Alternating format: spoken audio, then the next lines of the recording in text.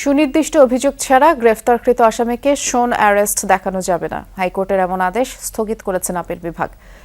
এর আগে বিচারপতি রাজিক আল জলিল ও বিচারপতি দেবাশিস রায় চৌধুরীর হাইকোর্ট বেঞ্চ কাউকে সুনির্দিষ্ট মামলা ছাড়া গ্রেফতার করা যাবে না বলেও আদেশ দেন।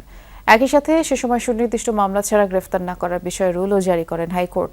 আজ আপিল বিভাগ হাইকোর্টের রুলটি 4 সপ্তাহের মধ্যে নিষ্পত্তির নির্দেশ দিয়েছেন। আর এ বিষয়ে অ্যাটর্নি জেনারেল মোহাম্মদ রুহুল কুদ্দুস কাজল বলেন, হাইকোর্টের ওই আদেশে তদন্ত সংস্থার স্বাধীন তদন্তে বাধা সৃষ্টির আশঙ্কা ছিল। এমন আইন থাকলে আইনশৃঙ্খলা বাহিনীর কাছে কারো বিরুদ্ধে সুনির্দিষ্ট প্রমাণ থাকলেও ব্যবস্থা নেওয়ার সুযোগ থাকত না। তবে সাবেক প্রধান বিচারপতি এবিএম খায়রুল হককে নতুন কোনো মামলায় গ্রেফতার দেখানোর বিষয়ে আগামী রোববার দিন ধার্য করেছেন আদালত।